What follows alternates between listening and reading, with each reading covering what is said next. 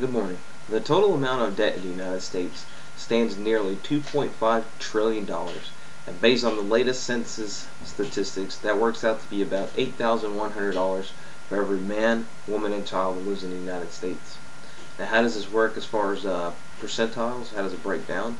Well, you're looking at about 36% as revolving debt. Revolving debt would be credit card debt.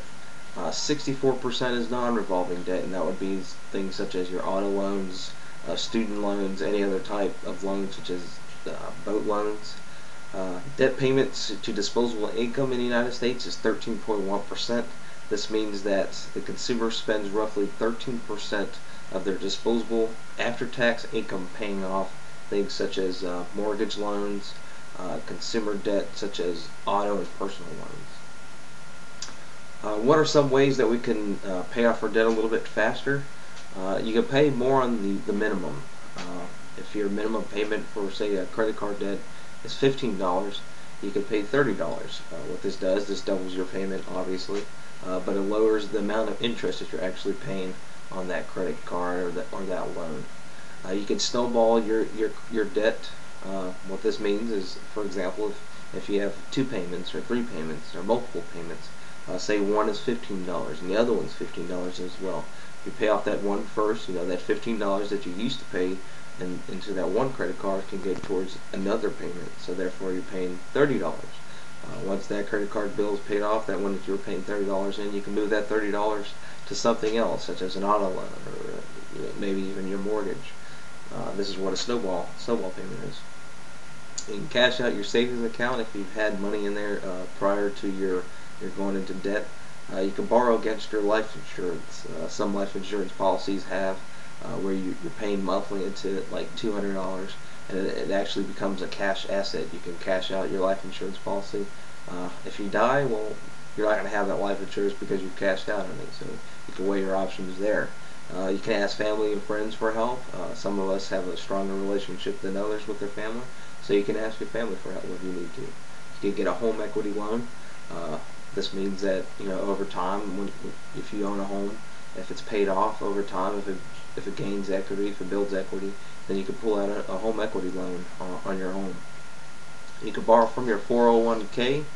Not necessarily the greatest thing to do, especially when it comes to retirement, because if there's nothing, if you're pulling out money now, when you're 65 and you're looking for that 401k retirement, then there might not be anything there. You can renegotiate terms with creditors. For example, if you're paying 23% on a credit card bill, which hopefully you guys are not paying that, you could call your creditor, talk to them, see if you can negotiate it down, maybe a couple percentages. What this does is helps out in the long run. You're not paying that much as far as interest goes, so it'll help you out eventually in the long run as far as putting money into the credit card bill that you don't have to put into it. And last but not least, stop spending. This is the easiest way to stop incurring debt, is to actually stop spending. So just think about it. It's time to stop the buildup of individual debt. Why is this important? Why is it important to start early? Well, here's an example. Let me prove to you why it's important to start early. Let's say a 47-year-old starts investing at the same time as you do. Say you're 18, and let's say you both want to have $1 million by the time you're 65. You both get 10% returns on your investment. So to reach this goal, let's say the 47-year-old would need to save nearly $22,000 a year, or $396,000 over 18 years to get to that $1 million mark. So since he's 47 years old, he has to invest $396,000 over 18 years old. You, on the other hand, can have a cool million by just investing $1,000 a year, which is only $84 a month, or $50,000 over a 48-year time period. So you can see, investing $50,000 now over 48 years, or $1,000 a month, or investing $396,000 over 18 years. And let me correct myself. I think I said $1,000 a month, $1,000 a year, which is $84 a month. So you can see, the earlier that you start, the better off you are. Time is on your side, especially now that you're young, as far as to start investing. And it improves spending habits, believe it or not. If you start now, if you put a certain amount of money aside, $20 a month, $30 a month, you put it aside now for your future. It helps out as far as spending habits go. So that way, once you start making the bigger bucks, you're still putting money aside to save. Types of investments, types of forms of investments. There are certificates of deposits. There are IRAs, traditional IRAs and Roth IRAs, or pretty much a retirement account. There are stocks out there. There are mutual funds. There are savings bonds, and believe it or not, a savings account is a type of investment.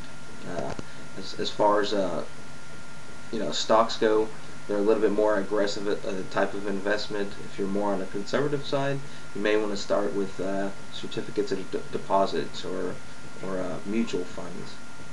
IRAs are more of a long-term thing. It may be a good idea to start now to invest in IRAs. It's totally up to the individual.